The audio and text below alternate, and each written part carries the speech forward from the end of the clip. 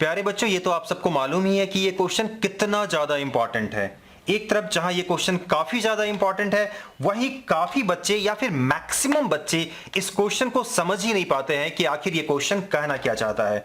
यकीन मानो प्यारे बच्चों, इस वीडियो को देखने के बाद इस क्वेश्चन को, इनफैक्ट ऐसे सारे क्वेश्चंस को आप चुटकियों में बना पाओगे और एग्जैक्टली ये क्वेश्चन कहना क्या चाहता है ये आपको काफी आसानी से समझ में आ जाने वाली है। आप मुझ पे पूरा यकीन कर सकते हो। देखो प्यारे बच्चों, इस प्लेटफॉर्म में यानी कि YouTube से आज तक मैंने एक भी पैसे नहीं कमाए हैं। लगभग 2.5 साल मुझे हो गए हैं इस प्लेटफॉर्म में काम करते हुए। लगभग 300 वीडियोस डाल चुका हूं, लेकिन 1 रुपए भी मैंने अर्न इस चैनल से नहीं किया है। कम से कम आज के दिन तक इस चैनल से मैंने 1 भी रुपए अर्न नहीं किया है, ना तो डायरेक्टली ना तो इनडायरेक्टली। खैर, उन बातों को छोड़िए, अब चलिए काम की बात करते हैं। सबसे पहले तो आप एक बार क्वेश्चन को बिल्कुल दैन से आप रीड आउट कर लो। आई होप क्वेश्चन आपने पढ़ लिया होगा। अब इस चीज को एक बार हिंदी में पहले आप समझ लो। ये साफ साफ क्वेश्चन में लिखा गया है, so that any positive odd integers. देखो प्यारे बच्चों, इंटीजर्स तो आप जानते ही हो, आप नंबर लाइन के हेल्प से देख लो या फिर जैसे भी देख लो। चलो यहां मैं समझा देता हूं, 0 1 2 3 4 5 एंड सो ऑन। इस तरफ हम लिखते हैं -1 -2।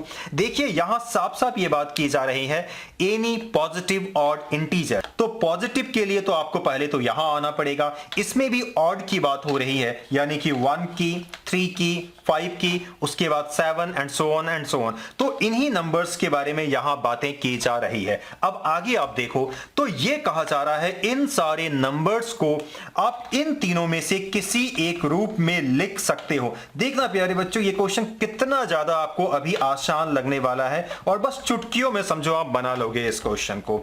तो साफ साफ क्वेश्चन में यह लिखा गया है कि so that any positive odd integer is of the form this और दिस और दिस। इसमें से किसी एक रूप में आप लिख सकते हो, यानी कि इन नंबर्स के बारे में बात की जा रही है। यहां चलिए 1 2 और लिख देता हूं, ये 6 होगा, यहां 7, फिर 8 होगा, फिर 9 होगा। तो इन सब नंबर के बारे में यहां बातें हो रही है। तो एक बार पहले देख लेते हैं, हम बना तो लेंगे इसे, लेकिन एक बार हमें यह समझना होगा कि क्वेश्चन में क्या जो भी पूछा गया है वो सही है या नहीं है। तो इस चीज को समझना काफी ज्यादा आसान हो जाता है। सबसे पहले मैं 1 को लेता हूं, ठीक है।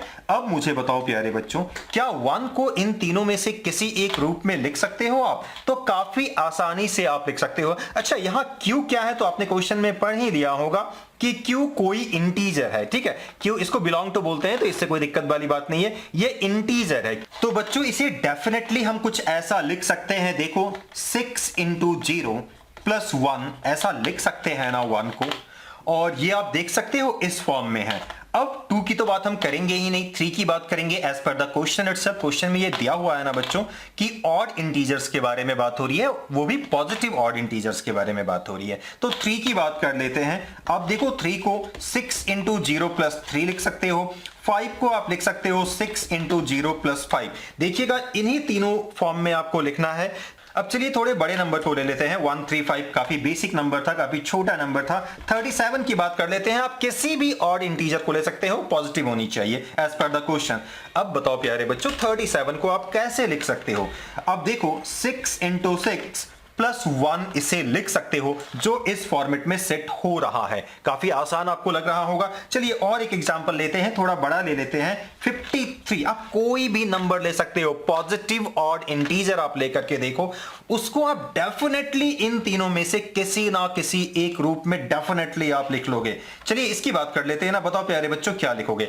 6 इंटू समथिंग प्लस 1, 3 या 5, इसमें से कोई एक होना चाहिए। तो आप देखो 6 इंटू, इसके साथ आप क्या कर सकते हो, आप इसे लिख सकते हो 6 इंटू 8 प्लस 5। अब देख लो ना, 6 इंटू 8 ये 48 हो रहा है, प्लस 5 ये कितना हो जाएगा, 53 हो जाएगा। अब 2-3 नंबर खुद से लो और ये ट्राई करके देखो, आपको डेफिनेटली खुद से ये बात तो समझ में आ जाएगी कि क्वेश्चन जेन्युइन है। इसका मतलब कि कोई भी पॉजिटिव ऑड इंटीजर हो, उसको हम इन तीनों में से किसी एक रूप में डेफिनेटली लिख सकते हैं।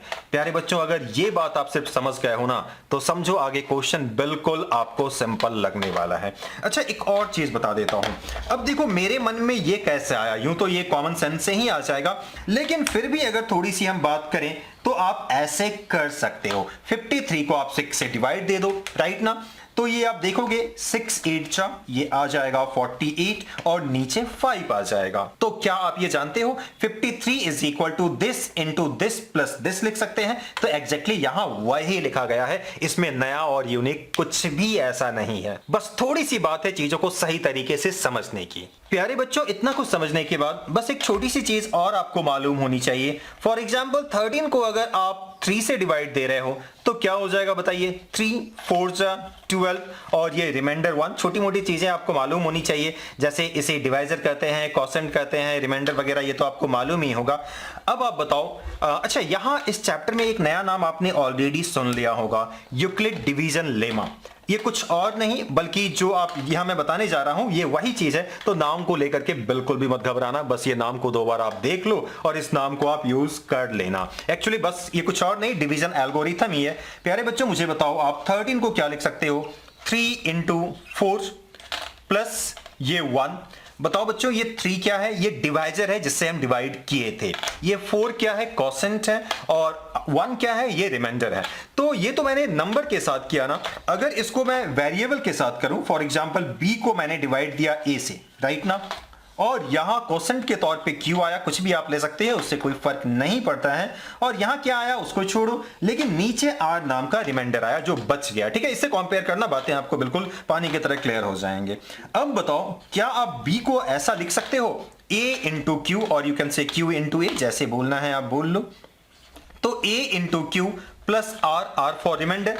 अच्छा प्यारे बच्चों मुझे ये बताओ, ये जो रिमाइंडर है, अच्छा देखो यहां देखोगे तो उतनी आसानी से आपको बातें समझ में नहीं आएगी, लेकिन यहां देखोगे तो आपको लगेगा कि ये सब बात तो ऑलरेडी हम जानते ही हैं।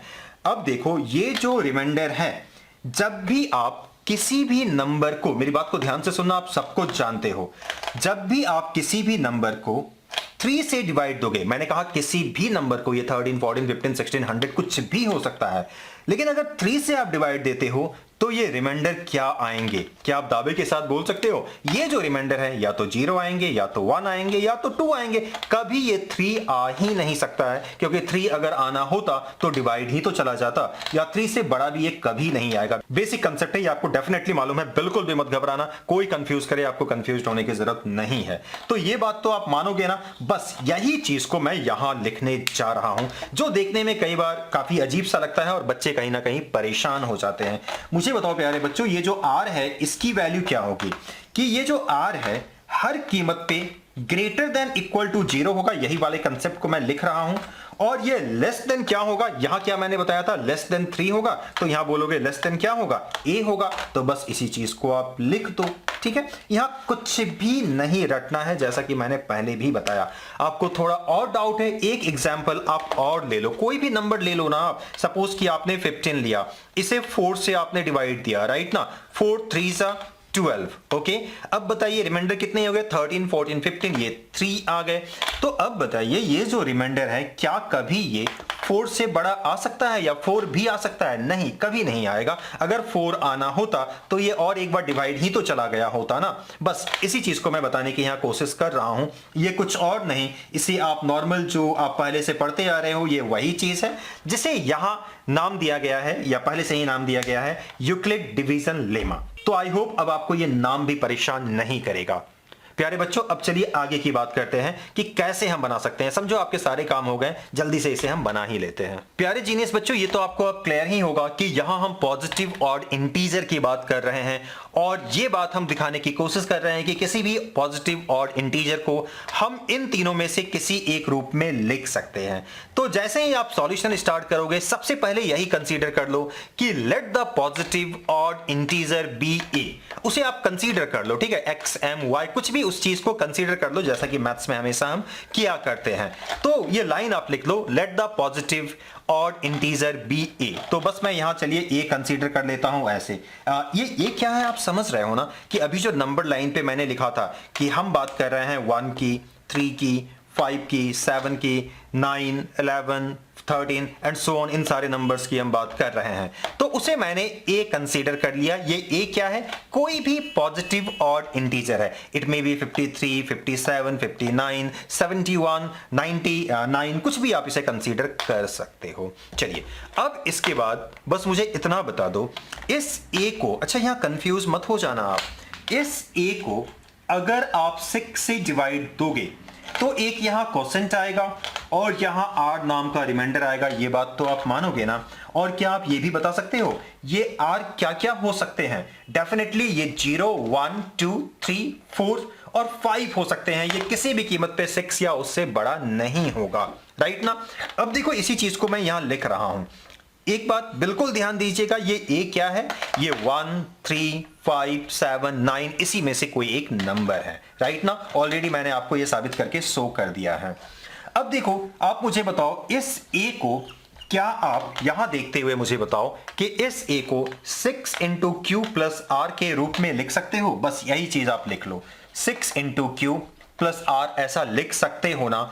और मुझे यह भी बता दो कि ये जो r है इसकी value greater than equal to 0 होगी, यानी कि 0, 1, 2, 3, 4, 5 इसी में से कुछ होगी ना? तो उसी चीज को हम ऐसा लिख सकते हैं। इसका मतलब क्या है? ये r जो है 0 और उससे बड़ा या फिर 6 से छोटा, मतलब साफ है कि ये जो r की वैल्यू है इससे अगर किसी को दिक्कत है तो मैं इसको एक बार फिर से लिख देता हूं, यहां लिख देता हूं, ठीक है? कि ये जो r है ये या तो 0 होगा या फिर 1 या फिर 2, 3, 4 या 5 इसी में से कुछ होगा, ये तो तय है, इसमें कोई संदेह वाली बात नहीं होनी चाहिए। अब इसके बाद क्या करना है चलिए मैं बताता हूं।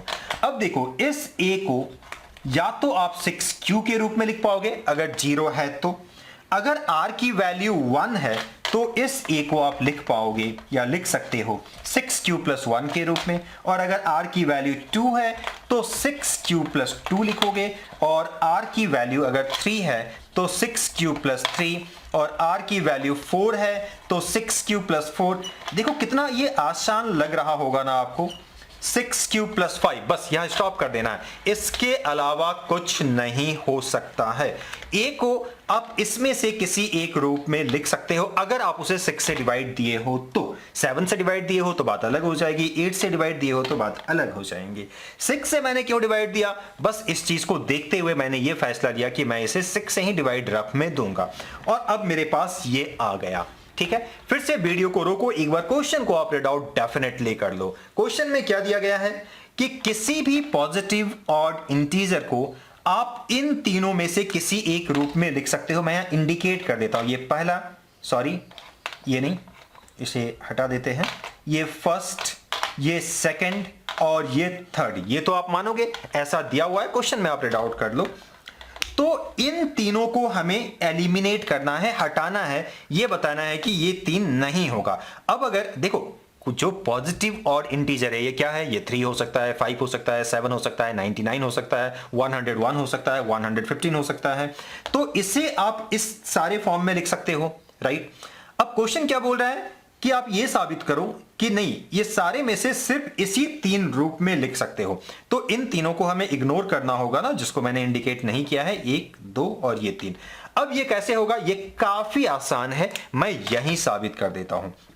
एक बार फिर से प्यारे बच्चों मुझे बताना ये a क्या है? तो याद रखिएगा a कोई पॉजिटिव ऑड इंटीजर है, यानी कि 1 है, 3 है, 5, 7, 9, 11, 13 and so on and so on. a इसमें से कोई एक नंबर है, ठीक है? ये ऑड नंबर है, ये इवन नंबर नहीं है। और इवन नंबर क्या होता है ये आपको मालूम है? हर वो नंबर जो 2 से डिवाइड हो जाता है वो इवन नंबर कहलाते हैं ना, ये तो आपको मालूम ही होगा। इवन नंबर पूरा क्या होता है उस पर भी डेडिकेटेड वीडियो बना हुआ है, थोड़ा और डिटेल में जानना चाहते हो तो उसे भी आप देख सकते हो। बट 2 से अगर डिवाइड हो रहा है यहां तो वो क्या होगा? इवन नंबर होगा। तो देखो अब ये जो है इसे हम डेफिनेटली 2 से एग्जैक्टली डिवाइड कर सकते हैं ना। तो देखो 2 इंटू 3q ऐसा लिख सकते हैं। यहां मैं थोड़ा डिटेल में समझा रहा हूं, कोई बात नहीं, ठीक से ही समझ लो ना। तो ये एक इवन नंबर साबित किया मैंने इसे ना, ये जो a को जब हमने 6q के फॉर्म में लिखा तो ये एक इवन नंबर हो गया। उसी तरीके से ये देखो तो ये भी एक इवन नंबर है। कैसे? आप 2 कॉमन ले लो तो ये 3q प्लस 1 हो रहा है। क्या प्यारे बच्चों यहां कुछ लोग कंफ्यूज हो जाएंगे, कंफ्यूज आप मत होना। देखो ना किसी भी नंबर को अगर आप इवन दिखाना चाहते हो तो उसे बस उससे ना 2 कॉमन ले लो, इससे ये साबित हो जाएगा कि ये 2 का मल्टीपल है, या फिर आप ये बोल सकते हो कि ये नंबर 2 से डिवाइड हो रहा है, इसलिए ये इवन नंबर है और ये ऑड नंबर नहीं है, राइट? अब देखो ये तीसरा वाला, अच्छा इसके साथ आप ऐसा नहीं कर सकते हो, करके देखो ना, नहीं हो पाएगा। लेकिन ये जो है इसको आप देखो इवन दिखा सकते हो, ओके? तो क्या करें इसे, देखो 2 जैसे ही मैंने कॉमन लिया ये 3 क्यूब प्लस 2 हो गया। इस तरीके से हमने साबित किया कि ये जो 3 है ये तीनों क्या है, इवन नंबर है। ये वाली और ये वाली, ये तीनों क्या है, इवन नंबर है। लेकिन हम यहां बात कर रहे हैं ऑड नंबर की, तो जाहिर सी बात है। अच्छा, यहां जो हमने लिखा है ये ऑब्वियसली यूक्लिड डिवीजन लेमा के अकॉर्डिंगली हमने ये लिखा है। तो बस ये छोटी मोटी स्टेटमेंट लिख देना। अगर आप पूरा लैंग्वेज चाहते हो तो अभी मैं लैंग्वेज भी आपको दे दूंगा, लेकिन एक बार आप इसे समझ लो, सारी बातें आपको क्लियर हो जाएंगी।